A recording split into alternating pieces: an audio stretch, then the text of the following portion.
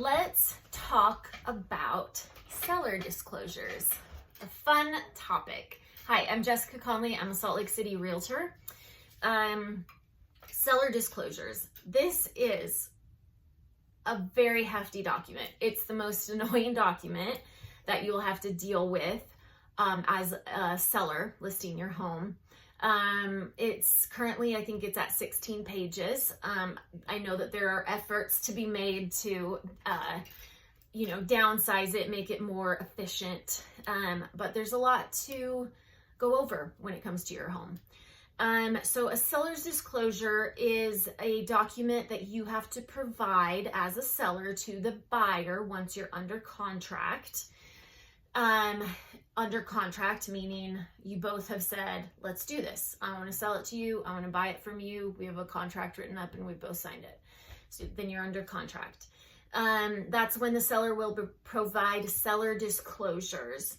And this seller disclosure is going to ask you everything about your home, all the history that you're aware of with your home. So it's, what water damage has there been? When was the leak? When was the roof replaced?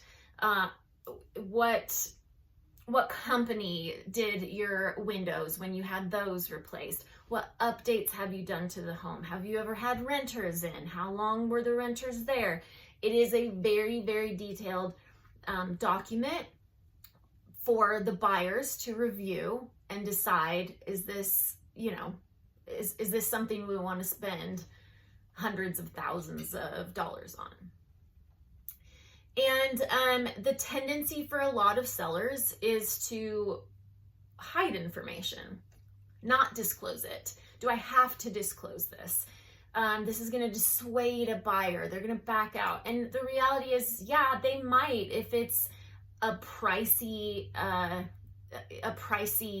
update that they will have to make, that they learn in the disclosures. Hopefully that's, if that exists, if there needs to be a roof replaced, as a listing agent, that's something I would advise my clients to be upfront about, so you don't get under contract, waste time, and then have to deal with the buyer saying, well, the roof is, going to cost us $20,000. So I encourage sellers to disclose everything. And the reason for that is it's a protection for the seller. So worst case scenario, and this has happened, this isn't a hypothetical, it happens. The buyer is in the new home. They learned something about the home. There was mold that's obvious. You can see it. And the seller did not disclose it. It wasn't an obvious thing for the buyers to see when they walked through the home. And yet it's a significant issue, and they decide they didn't tell us about this. It's obvious they knew about it. Or sometimes what we see is people paint over mold, which is a really bad idea.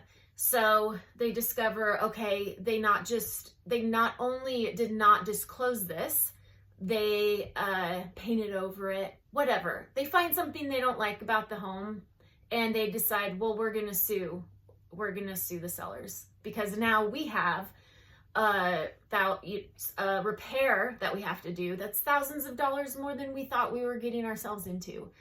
And that's fair, right? Like, how frustrating. It's just better to be upfront and honest.